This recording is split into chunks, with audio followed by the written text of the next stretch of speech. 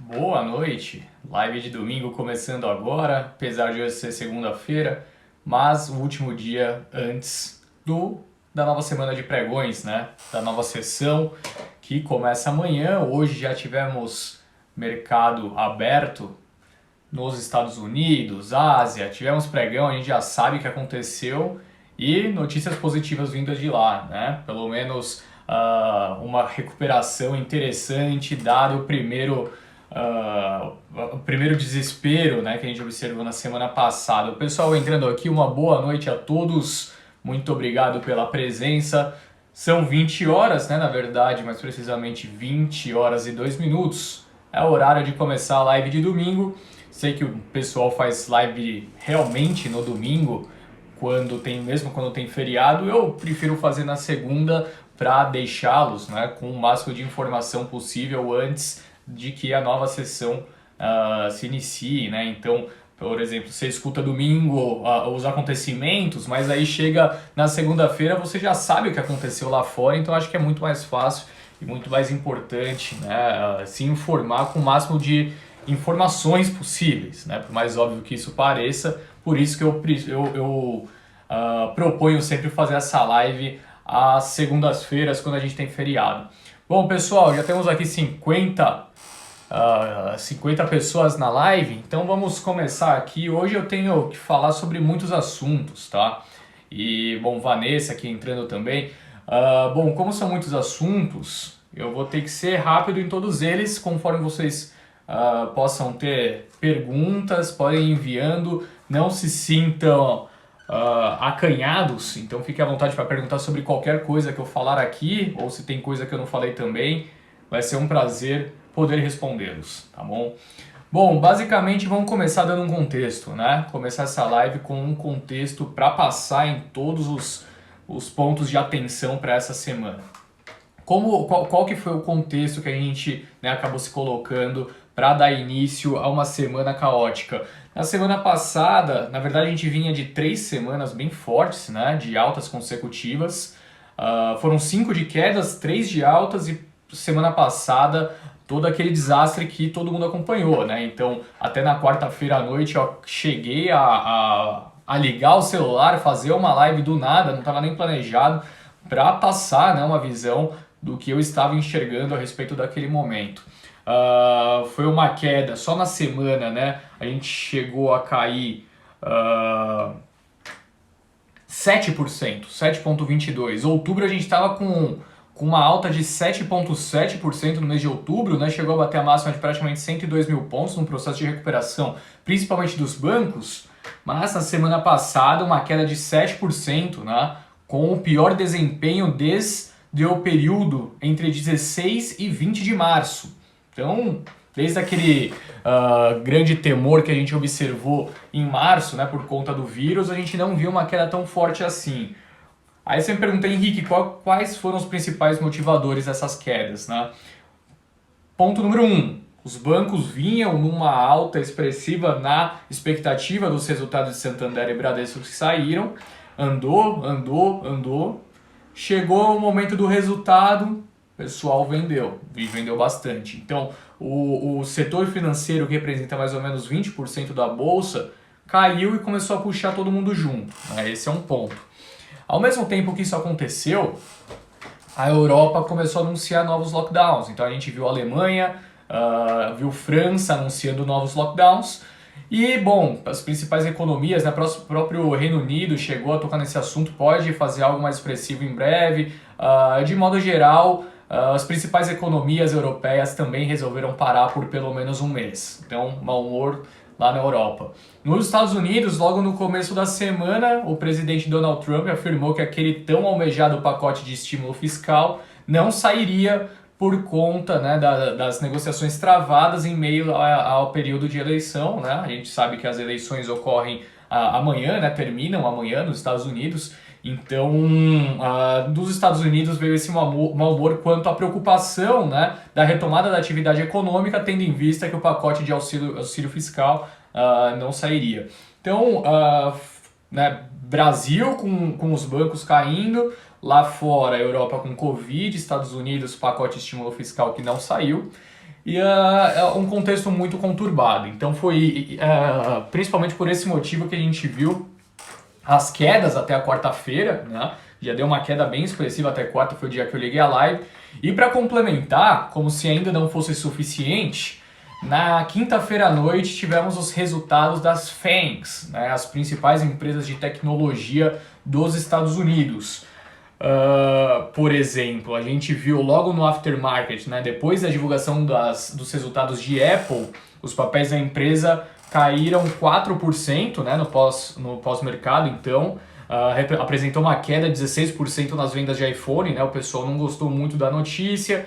Por exemplo, tivemos Twitter, que chegou a cair 14% no aftermarket também, depois dos seus resultados. E, né, do lado positivo, só o Google, né, a Alphabet, que subiu bastante, chegou a subir quase 7% depois dos resultados trimestrais superarem as expectativas. Então, as principais empresas do mundo hoje, né, que são as empresas de tecnologia dos Estados Unidos, também apresentaram resultados fracos, com exceção do Google, e também trouxe esse mau humor na sexta. Então, pessoal, essa foi a conjuntura que fez com que a Bolsa tivesse a pior semana desde março, tá? Então, não foi por acaso que a gente observou, né, tudo que aconteceu. E além disso, né, muito destaque também para as expectativas das eleições, né? Eu falei do pacote de estímulo fiscal, mas também a gente está a um dia da eleição dos Estados Unidos. É bem verdade, se olha a pesquisa eleitoral, parece que está tudo certo para que o Biden vença. Mas, de modo geral, não me parece esse o contexto, né? Pelo menos que o mercado vislumbra atualmente. A grande preocupação das eleições hoje não é nem mesmo a vitória do Biden. Não é nem mesmo possivelmente, né, o Trump perder. A grande preocupação do mercado hoje é chegar, né, na hora da análise dos votos e não ter uma vitória clara de nenhum dos dois candidatos. Por quê? A partir do momento que você não tem uma vitória clara, às vezes pode, né, até o Trump já disse diversas vezes que deve colocar na justiça, né, todo esse período eleitoral, os votos à distância, falar que pode ter votação inconclusiva e muitos votos podem ser contestados. Então, o que isso vai acontecer, né, caso seja uma votação próxima? Pode ter, né, um candidato fique na frente, mas com a diferença próxima, o outro candidato pode ir na justiça e tardar até que saia um resultado.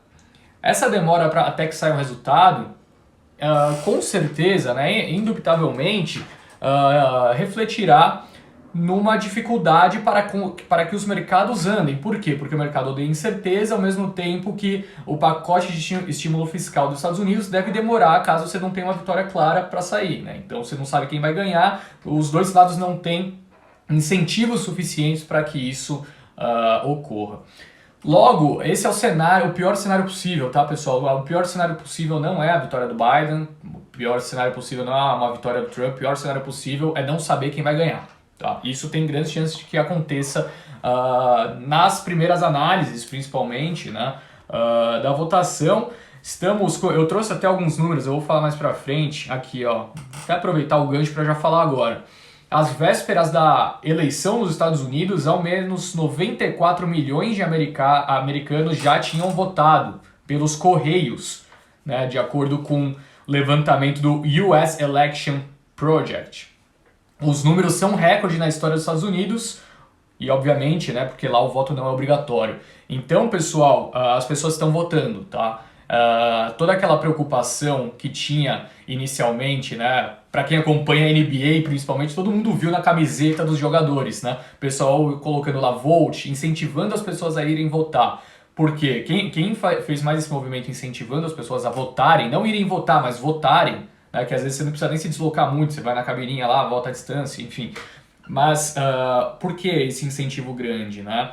Porque a base do Trump ela é uma base mais fervorosa. Então a expectativa é que a base do Trump votaria, mas a do Biden talvez não. O indicativo de que muitos votos, né, o número recorde de votos foram feitos antecipadamente, pode ser uma sinalização de que o Biden de fato esteja com mais votos. Mais votos não, mas assim, pelo menos não esteja perdendo esses votos de pessoa que tem a intenção de votar nele, mas no fim das contas não vota, não vai votar, porque não é obrigatório, né? Então esse é um ponto de atenção também. A última pesquisa que tinha saído, né, no âmbito nacional foi uma pesquisa do Wall Street Journal em parceria com a NBC, rede de canais NBC, e mostrava uma liderança do Joe Biden com 52% das intenções de voto contra 42% do Trump, tá? De modo geral, pessoal, assim, pessoal falando aqui, Trump ganha de lavada, Biden ganha tranquilo. Esses dois comentários aqui só corroboram o que o mundo vê. Hoje temos pessoas que acreditam muito nas pesquisas que falharam em 2016, a mídia em conjunto.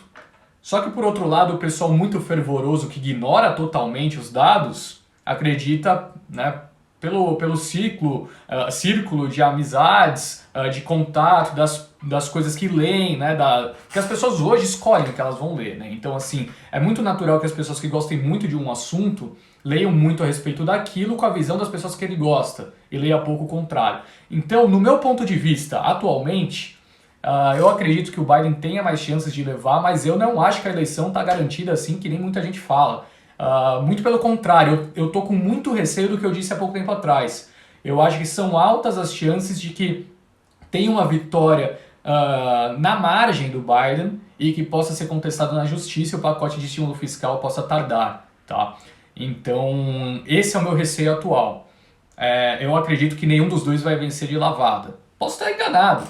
Minha opinião é essa. Opinião, cada um tem a sua, né? Essa é a minha modesta opinião. Não moro nos Estados Unidos, consumo algumas coisas, mas não moro lá, né? Alguns conteúdos, enfim, mas não moro, então essa é a minha visão de longe.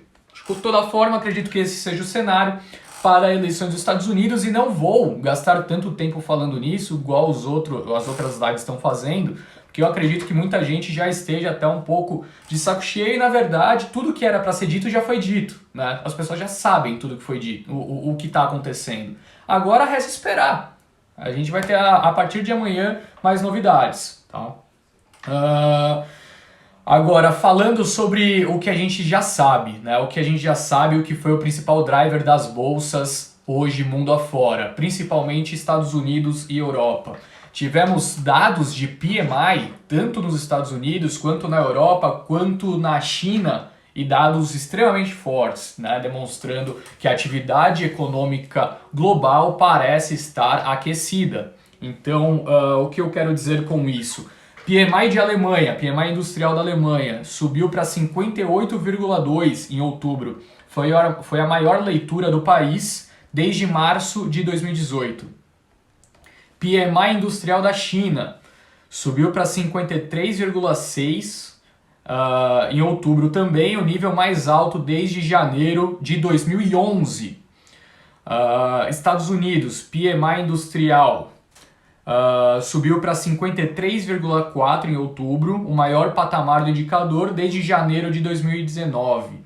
Né? Então, assim, a gente viu bolsas subindo mais de 1%, recuperando as perdas da semana passada, muito por conta disso, né? Por conta da atividade econômica global, parece que de fato está aquecida e, ao que tudo indica, né, o cenário, pelo menos para a abertura de amanhã, a gente sai com um gap, né? Agora tem que ver como que a gente vai absorver as próximas 14 horas até a abertura do pregão de amanhã.